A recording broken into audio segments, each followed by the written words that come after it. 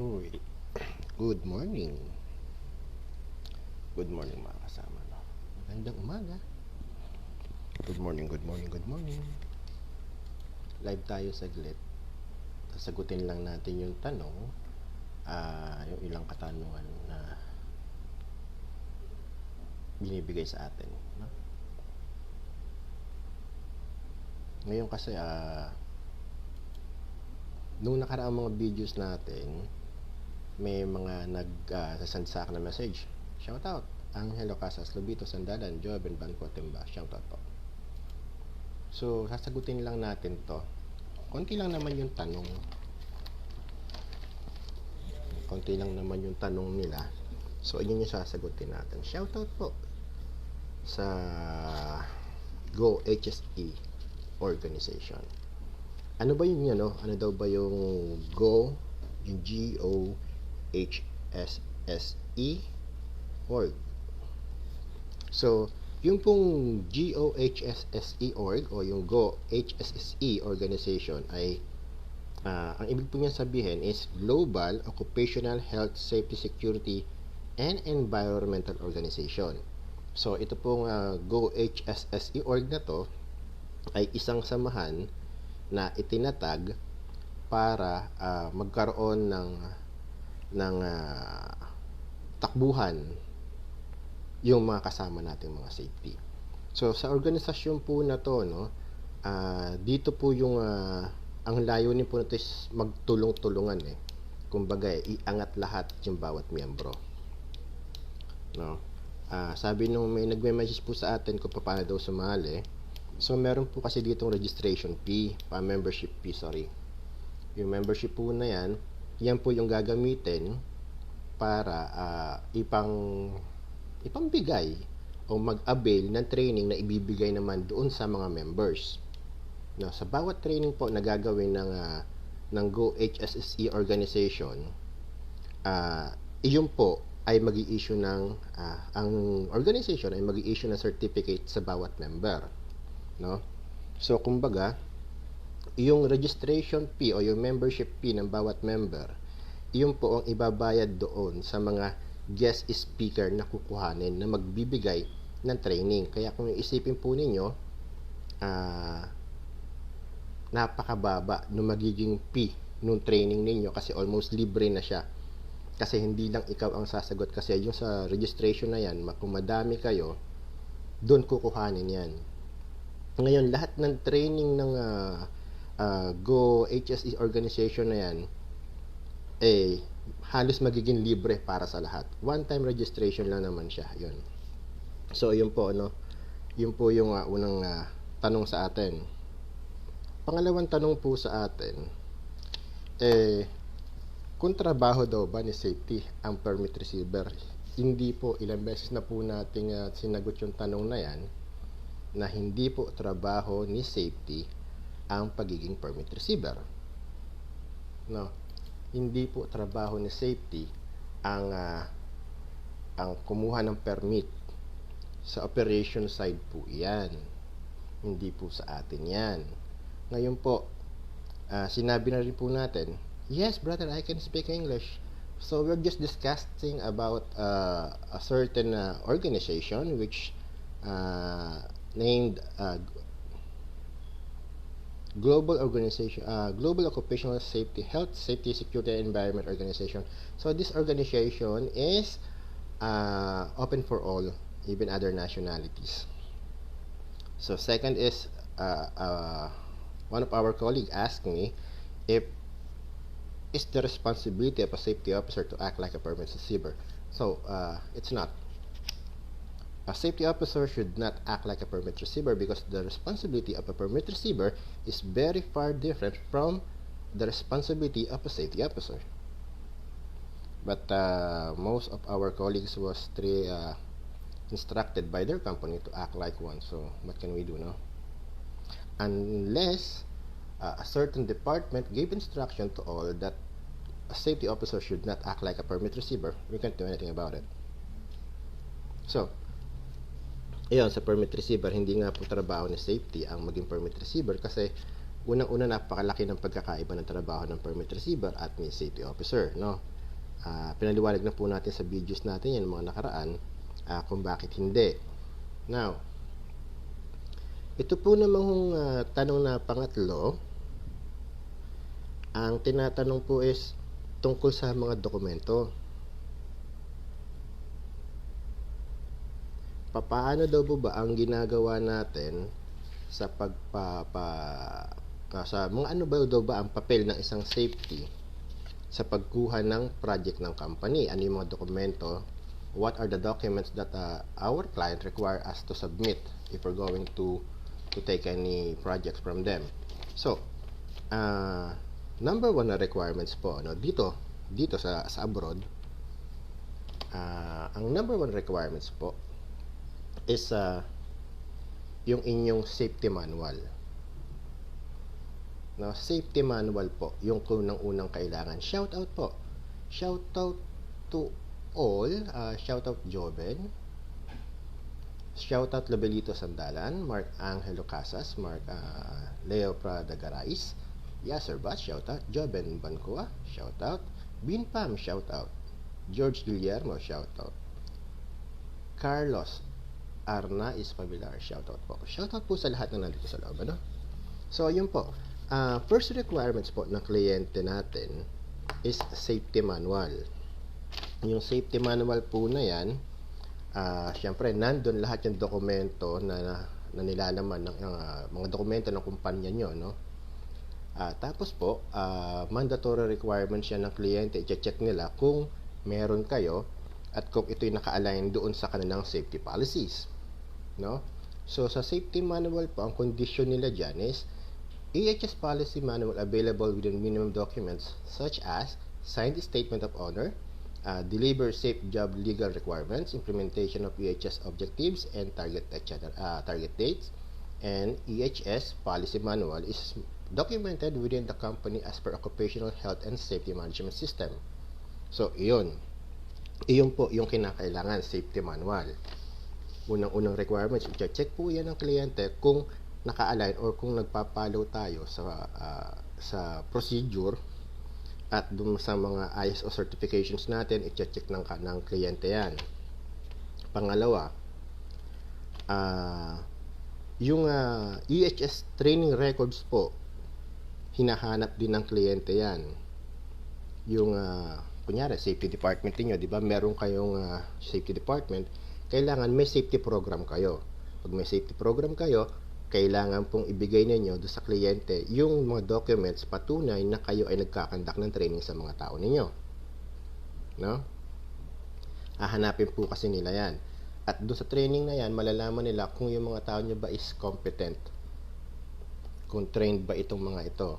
Kaya hinahanap po ng kliyente yung dokumento na yan. Tapos po, yung pangatlong kailangan ng kliyente is yung organization chart ninyo. Yung organization chart ng company. No, kunyari, kumpanya ka, may safety department kayo. Sino yung manager mo? O, syempre, ang unang nakalagay dyan, yung project manager mo, di ba? Tapos, safety manager.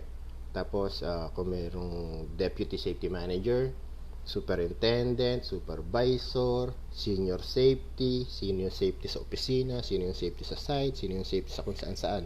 May kanya-kanyang designation po yan.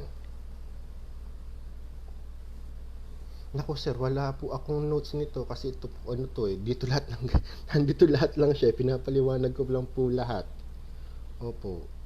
Bali, meron lang po tayo, ito lang siya na, yan, yung mga tanong lang, na kinokopya ko doon sa, natin, sa messenger natin, tapos, sinasagot ko lang po directly. Wala po akong ginagawang mga notes sa ganito sir, Sensya na po. So, tapos, pag nakita na po natin yung pag nakita na ng kliyente yung organization chart ninyo, i-verify nila yan kung totoo yung posisyon, kung nandiyan yung mga tao. Kaya importante na totoo dapat yung mga nakaposisyon dyan. Tapos, pangapat natin, emergency response manual, yung emergency emergency response document natin, hindi siya isang peraso lang, hindi yung evacuation lang, hindi. Pag sinabi nating manual, emergency manual, compose ito ng multi-emergency. Pag sinabing multi-emergencies, lahat yan. Lindol, bagyo, baha, sunog, ulan, aksidente, terorista, hostage taking, lahat yan kasama dyan sa manual na yan. Siyempre, depende yan doon pa din sa lugar na pinagkatrabahuhan mo, di ba? So, sa bansa na nandun kayo, so applicable lang naman. Tapos, meron pa dyan, yung pang-5 na kailangan nila is yung safety manual, safety plan. So, kung mapapansin ninyo, iba yung safety manual kasi yun ang unang-unang hinahanap ng kliyente, yung safety manual. Sumunod yung safety plan. Yung safety plan po, depende sa inyo kung meron kayong PSSP o yung tinatawag natin Project Site Specific Plan o Project Specific Safety Plan. Pag yung Project Specific Safety Plan kasi o yung PSSP, pang project specific lang siya, para sa project lang siya. Hindi niya sakop yung buong kumpanya. Kasi meron kami na corporate safety plan. So, yun yung nakasama sa safety manual namin. Tapos, meron din kaming PSSP, kumbaga para sa specific project yan. Kunyari, bakit ba tayo gumagawa ng specific na documents para sa isang project like PSSP? Kasi po, dito, sa abroad, bawat kumpanya may kanya-kanyang procedure. Like sa Sabic, ang ginagamit po nila ay iba, SHEMS. So, pagdating naman sa Aramco, ang ginagamit naman ay CSM. Diba?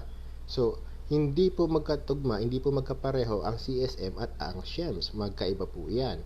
Ngayon, kung ang gagamitin mo para sa Sabic ay ang procedure ng Aramco o yung CSM nila, Construction Safety Manual nila, hindi po kayo tatanggapin. Ibabalik po yan sa inyo, baka mapagalitan pa kayo kasi sasabihin lang yan, bakit mo kami binibigyan ng procedure ng ibang kumpanya, ganun meron naman kami sa amin. So ang kailangan po, kung ano yung procedure ng client ninyo, doon, yun ang gagamitin nyo para i-align yung gagamitin yung PSSP. Sa Aramco naman po is HIP, Hazard Identification Plan. Diba? So yun po ang pagkakaiba natin, ang pagkakaiba. Tapos po, dito din po sa kliyente, hinihingi din po nila yung inyong EHS safety performance sa loob ng 5 years. Bakit nila hinahanap to? Kasi gusto po nilang malaman kung kayo ba fly by night na company. Yung company nyo ba is merong matibay na safety department, sumusunod ba yung mga tao sa safety, may aksidente bang nangyari sa inyo, mayroon na ba kayong nasira na planta, yung mga ganun. Tapos,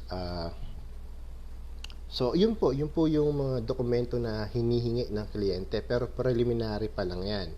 Sasabihin, baka isipin ninyo na konti lang pala. Konti lang po yung hinihingi nilang requirements, pero sa loob ng mga requirements na to, may mga subparts pa yan. Yan lang po yung hinahanap nila, no? Pero bawat isa na yan, bawat isang dokumento na yan, may mga subparts yan. Pag ni-review nila yan at hindi nagtugma sa dokumento nila, isosoli nila sa inyo yan. At sige sir, sa susunod pa pag-aanuhan po natin ang lifting, pag-aaralan po natin, tatalakayin natin ang lifting safety, ang rigging safety, sorry.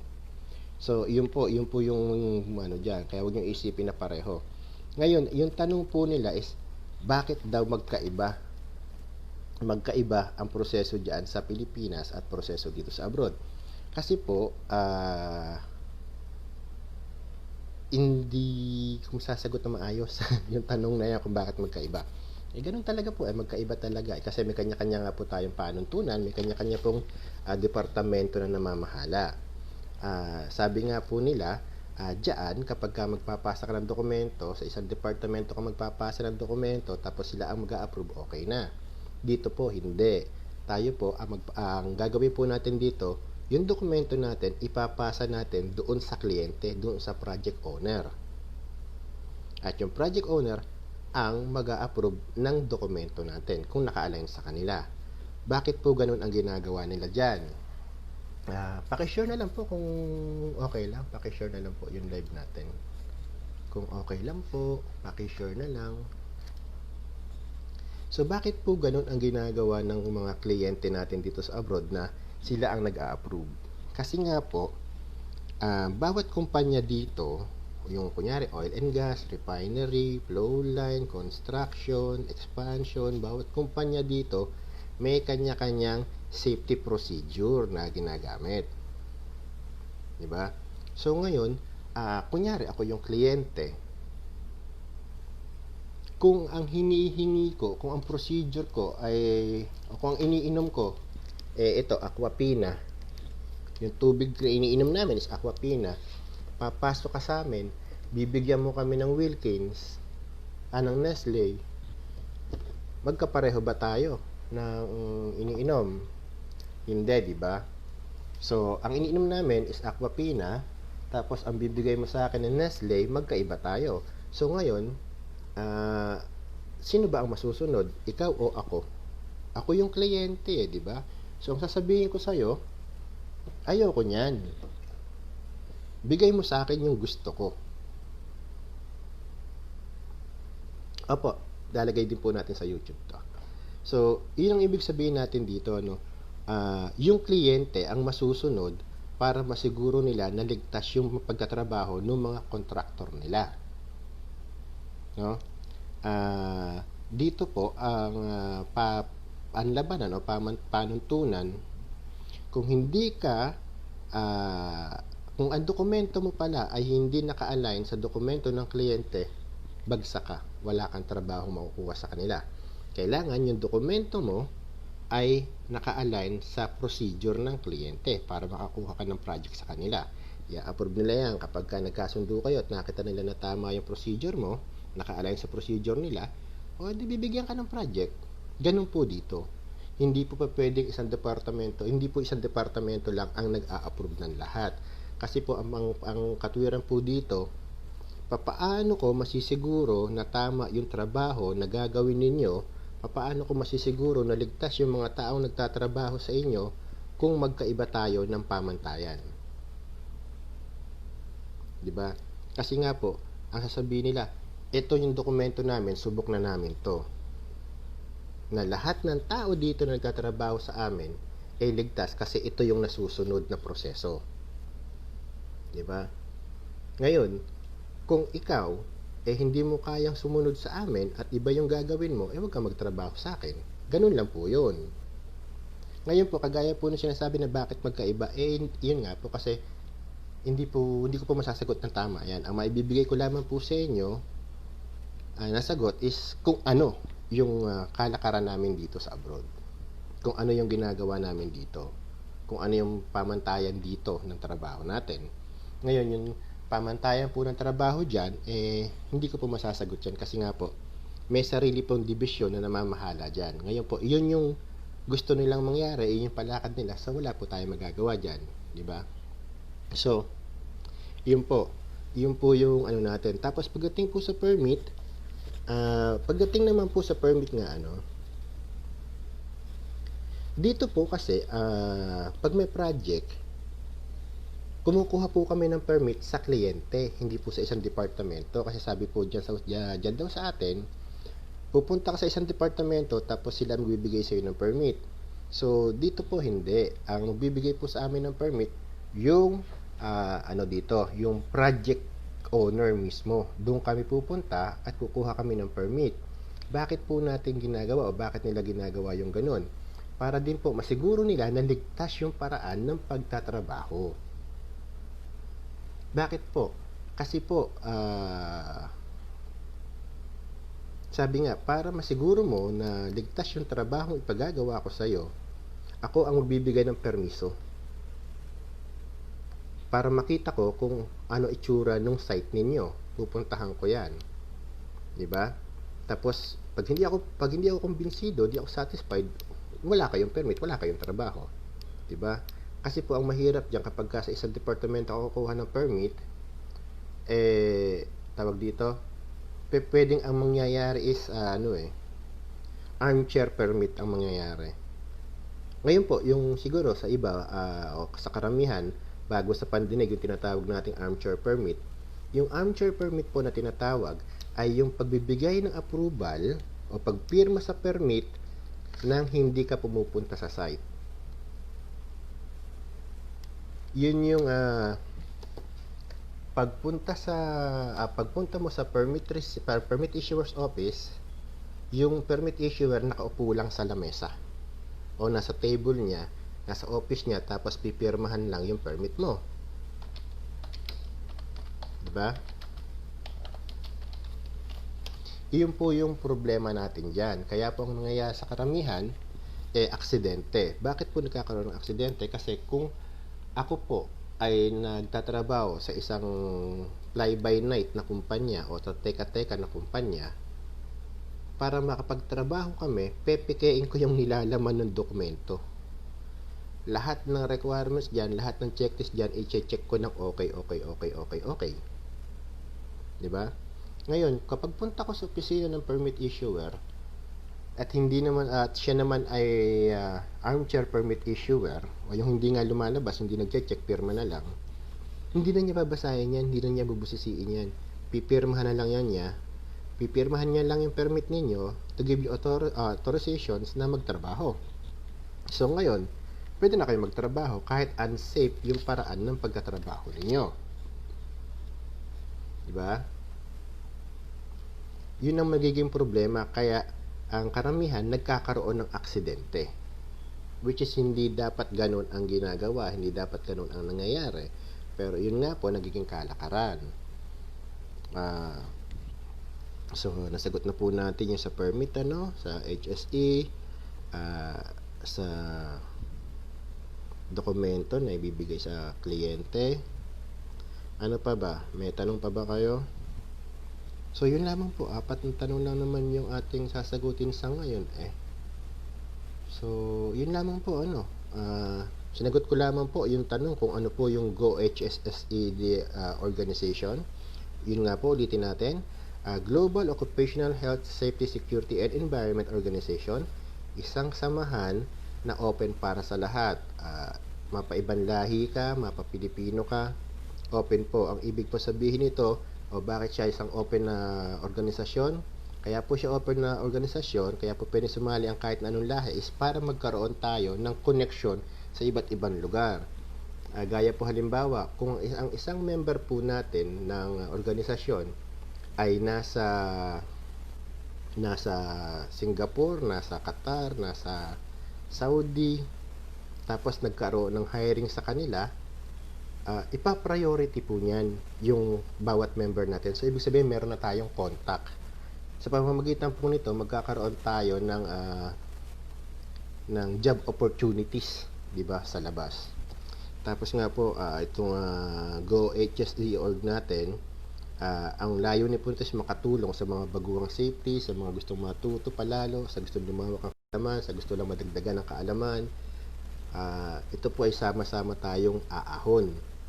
Sama-sama tayong magtutulungan para tumulak pataas, maghilahab pataas. Yun po ang layunin niyan. So, pangalawa po, yung sa permit receiver, kung trabaho nga ni safety ang permit receiver, hindi po trabaho ni safety ang pagiging permit receiver. So, pangatlong tanong po, yung safety documents, yung mga kailangang ipasa sa kliyente. So, ulitin po natin yung mga kailangang ipasa,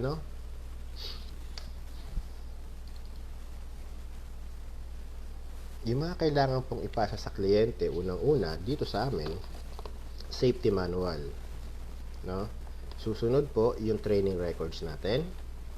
Susunod po, yung organization. Tapos po, susunod po sa organization, ito pong safety manual natin or emergency response manual natin. Susunod po is yung ating EHS plan. So, sinabi ko nga po, sa safety plan, iba-iba po tayo ng paraan ng paggawa niyan. Dito po sa amin, meron kaming corporate safety plan, meron kaming safety manual, corporate safety plan, at saka PSSP o Project Specific Safety Plan. Kaya po tayo nagkakaroon ng Project Specific Safety Plan ay dahil po magkakaiba ang pananaw ng bawat kumpanya. o magkakaiba yung paraan ng pagpapatupad na sa safety. Hindi po dito pa pwede yung one document fits all. Hindi po. Dito po, kung ano yung required ng kliyente, iyon po ang ibinibigay natin. Ang ratio po ng safety officer sa site natin, 1:15 lang tayo. Dito sa amin, maximum is 1:20. Yun lamang po yun. Pero, depende pa din po yung location ng pagtatrabaho. 1:20 lang po yung ratio. 1 safety, 20 workers. Pero, i-consider po natin yung location ng trabaho. Ngayon, kung ito po ay kunyari flow line, di ba? Ang flow line po kasi, bago mo marating yung isang lugar na pinaggagawaan, halos kulang 1 kilometro ang lalakarin mo. So, kapag po ganyan, ang ginagawa po natin ay nag-a-assign po tayo ng multiple safety sa isang grupo. Kasi nga po, kino-consider natin yung distansya, yung layo. Kasi po, itong mga tao nagtatrabaho dito, sabihin natin, meron tayong 20 workers sa isang flow line. Yung 20 workers na yan, kung isang safety lang ibibigay mo, paano ma-cover ng isang safety yung 4 kilometers na haba ng pinagtatrabahuhan. Kasi po, ang trabaho niyan, every 1 kilometer, may nagtatrabaho dyan, lalo na kapag mga dugtungan. So, kung isang safety lang po ang ibibigay ninyong tao dun sa 4 kilometer stretch na yan ng flow line, kawawa naman po yung safety. Magugulpi po yung safety natin kapag 4 kilometers stretch ng flow line natin, tapos isang safety lang inassign mo. Imagine niyo naman po, isang safety, pupuntahan niya yung 4 na kilometro, tapos babalik siya suli sa 4 na kilometro. Daig pa po nung safety natin ang nagbigte. Baka po bukas wala na tayong safety na kasama, di ba? So, yun po yung sinasabi natin na 1:15, 1:20, pero i-consider pa rin po natin yung lawak ng pinagtatrabahuhan ng mga tao. So, yun po. Yun nga po, sa may safety plan. Tapos po, yung hinahanap nila, yung EHS performance natin. Ang kasama po dyan is yung ating tawag dito, HIP. Tapos yung frequency rate, yung man hours, yung ating mga dokumento na sinasubmit sa kanila. Pero kailangan po ito as per OSHA, Yun po kasi, yun nga po ang inaano natin ang kliyente. Sila ang magde-demand ng mga dokumento na hanap nila. Hindi po tayo. So, ulitin po natin bakit magkaiba dito. Sabi ko nga po sa inyo, dito kaya ganyan, kaya kliyente ang nasusunod, kaya yung safety plan natin o yung dokumento natin is naka-align sa safety plan ng kliyente ay para masiguro nila na ligtas yung paraan ng pagtatrabaho. Dito po kasi walang one size fits all na dokumento. Hindi po dito po pwede yung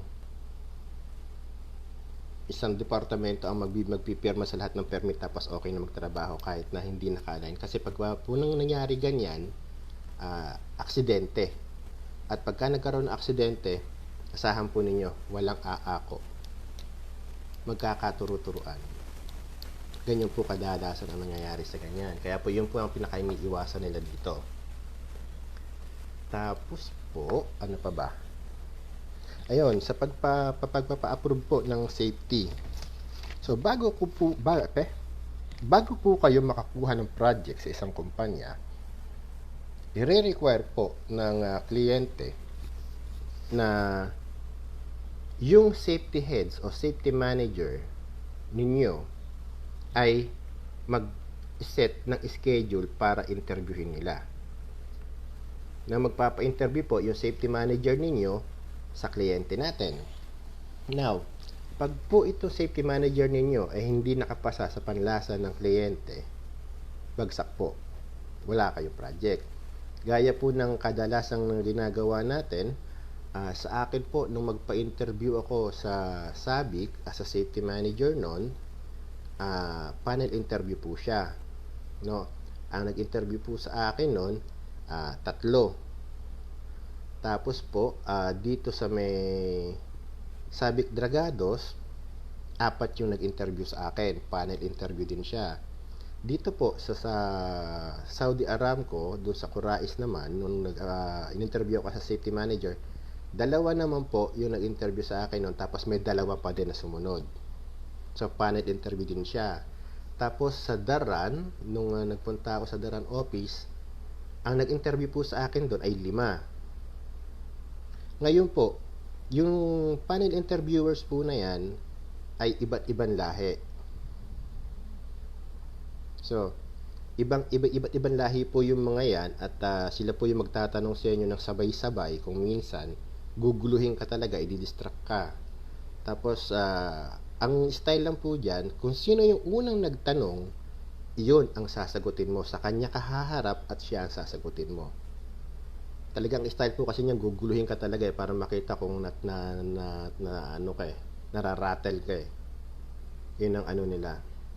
Just ang gusto nila lagi, pagkausap mo sila, eye to eye contact ka. Ganun po. So, yun po yung first step. Papa-approve natin si safety manager. Pag na-approve na po si safety manager, dun pa lang gugulong yung proseso ng paggawa ninyo ng dokumento. Anong mga dokumento ba ang kailangan? Ipapasa na po natin yung mga hinihingi nila na dokumento, yung mga requirements nila. Kasi ikaw na yung may focal person na sila, nakakausapin, ikaw na po yun, as a safety manager. Tapos, dyan na po magsisimula ngayon yung paggawa nyo ng dokumento para sa mga safety officer ninyo. Yung mga safety officer naman po ninyo, sila yung ipapa-interview natin o ihihingi natin schedule para ma-interview ng kliyente. No? Sabi ko nga po sa inyo dito, hindi pinagbabasihan dito kung gaano ka nakatagal na safety, kung gaano katagal na experience mo. Kung approve ka na sa Aramco, tapos lilipat ka sa ibang Aramco project, wala silang pakialam kung approve ka na sa kabila. Sa kanila po, basta nag-apply ka safety, i-interviewin ka, isasalang ka pa rin nila. Kaya po dito, multiple interviews ang aabutin ninyo kung kayo ay papasok sa project. Kung kayo po ay magsa-safety dito, piliin niyo ang construction, wag ang mga shutdown. Sa construction po kasi, isang interview, inaabot ng 2 taon hanggang 3 taon ang isang project. So, safe ka na doon, di ba? Pag naman po dito sa mga shutdown projects ka, sa mga shutdown company ka napunta, every 45 days, magpapa-interview ka na naman sa ibang kumpanya kasi may nakuhang project yung company mo sa ibang kumpanya, dadaling ka doon, papa-interview ka na naman. Kaya po dito talaga sa shutdowns, palagi ka nagre-review, palagi kang handa kasi palagi kang isasalang sa interview paulit-ulit. Ngayon, ang interview po dito, hindi pare-pareho. May mga kliyente po na nagpa-power tripping. May mga kliyente po na kapag ka nakita na, oy, dati ka palang Aramco manager, masihigpitan nila yung tanong. Minsan yung tanong parang wala na sa katotohanan, out of line na kumbaga. Talaga susubukan ka lang kasi ang datingan is parang nai-insecure na agad sila sa'yo kapag nakita ang dami mong accomplishments. So dapat talaga dito handa ka, no? At yun nga po, unlike po dun sa atin o dun sa ibang lugar na wala na pong interview na ginagawa. Kunyari, subcontractor ako, nakakuha ako ng isang kumpanya, o sabihin na dyan sa atin, nakakuha ako kunyari ng SMDC, nakakuha ako ng project, ipapasa ko lang yung CV ko sa SMDC, okay na, diba? Wala nang interview na mangyayari kasi subcontractor kami ng SMDC eh. So parang ganun na lang. Dito po hindi. Dito po, bawat kumpanya na papasukan mo, mag-undergo ka sa interview, kaya kailangan lagi kang handa. At dito po, hindi pinagbabasihan yung tinapos. Dito po, ang pinagbabasihan yung kaalaman. Yun po ang kagandahan dito.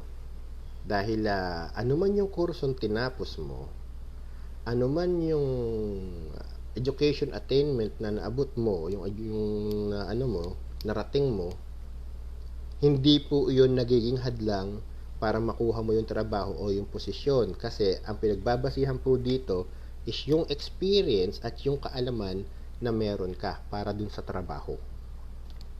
Kaya po walang may discrimination, kaya lang hindi ganun kalakas. Hindi ganun katindi. Kasi nga dito, ang labanan is yung kaalaman mo tungkol sa trabaho. Kasi ang katwiran nila, hindi naman yung tinapos mo yung magtatrabaho para sa'yo, kung hindi yung natutunan mo, yung experience mo. Dahil alam naman din nila na hindi naman lahat ng tao nakukuha bilang trabaho yung pinagtapusan nila. Yun po yun. Gayon po yung labanan nila dito. Kaya po maganda. Unlike po dun sa ibang lugar na kapag ka hindi ganito yung tinapos mo, hindi ka pa pwede sa ganitong posisyon. Meron silang rules na inilalatag na para lang sa iilan at hindi para sa sangkalahatan, which is okay lang din naman kasi kanya-kanyang palakaran nga po yan kanya-kanyang kalakaran So, yun po yun So, yun lamang po, sinagot ko lamang po yung ilang katanungan ng mga kasama natin at maraming salamat po at ako po ay magpapaalam na, pero babatiin po muna natin yung ating mga bisita. Kay Christina Rodriguez Utol, shoutout. Kay Mandy, shoutout. Kay Parin Jordan, shoutout. Kay Parin Jordan Teno, pakipuntahan po sa mga taga-Baliwag, sa mga taga-Bustos, sa mga taga-Sabang, pakipuntahan po yung pwesto ni Parin Jordan Teno dyan sa may Sabang. Meron po siyang motor shop dyan. Ang husay po na gumagawa at saka quality yung materials nila dyan. Kay Joben Banwatamban, kay Edmar Desoyo, shoutout po. Kay Jirbu Samsandu, kay George Guillermo, kay Delpin Modesto, kay Junmar Garcia Leones, kay Wilfredo Once, Boss Fred, shoutout sa'yo. Kay Habilito Sandagan, kay Leo Prado Garais, kay Brian Paulo Enriquez Katipon, kay Dindo Morales, kay Andrew B. Bonifacio, kay Ran Gurung, kay Mark Angelo Casas, kay Edward Onap Hipolito, kay Fernan Romo, kay Jojo Chongsun, kay Mark Jefferson Parentilla, kay Nur Al-Umin, kay Cesar Valdepeñas Jr., kay Ricardo Abustan, kay Muhammad Al-Payed Anik Bahumid, shout out. Nolan Paul Idorot, Harvey Pelayo, Aldrian Palorin, Ernel Orndon sa Castelo, shoutout po kamag-anak. Jingjong, shoutout. Carlos Arnaiz Pamilyar, Remy Cas, Juno Makatbag, Jeffrey Husay Maturan, diba? Shoutout po sa inyong lahat. Shoutout sa aking may bahay, kay Pe Castelo. Alvin Montalvo, shoutout po.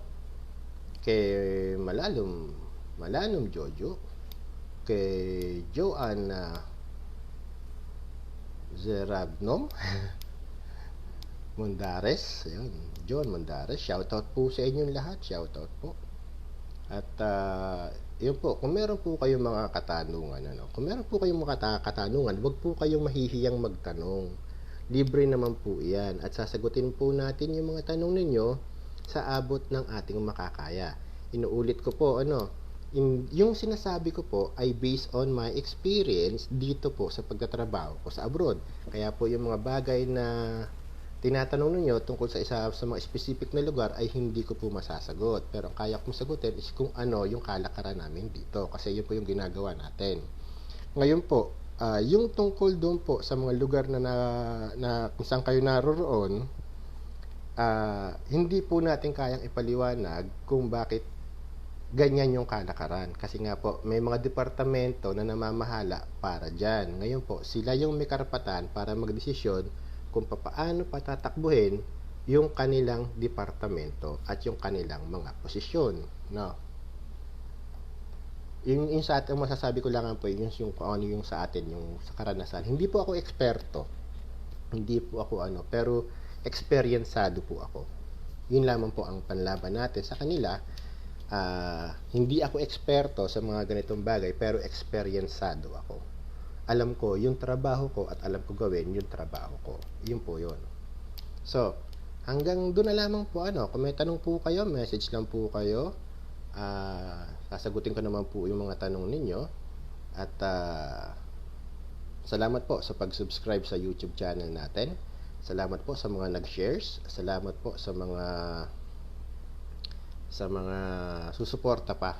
Sabi ni Junmar, na-discriminate na po ako dati nung nakakuha ako ng approval sa Parabian. Naging highlight ang pagiging Pinoy ko dahil nga merong language barrier sa mga etikat ako. Ang sabi ko na lang, marunong akong mag-Hindi.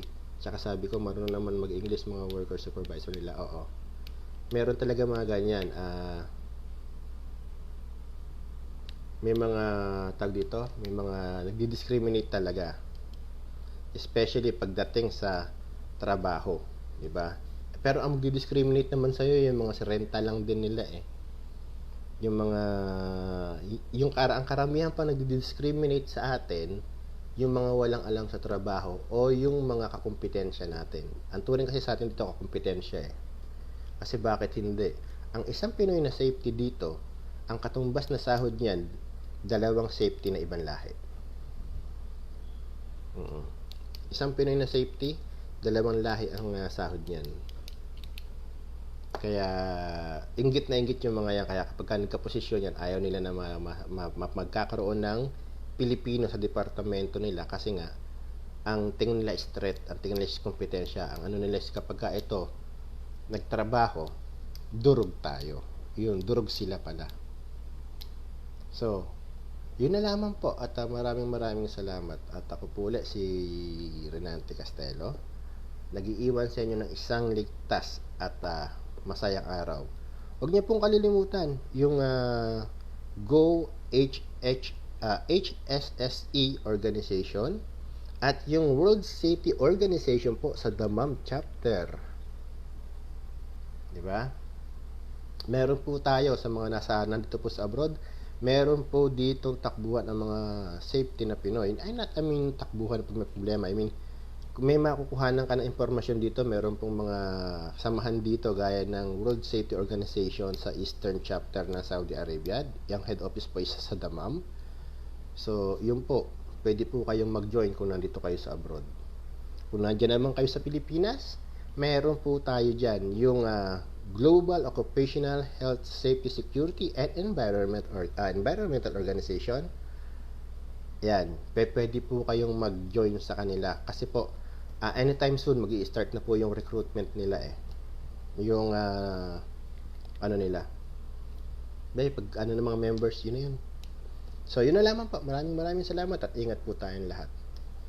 Paalam po. At ako'y a-attend pa ng interview mamaya. Bye-bye.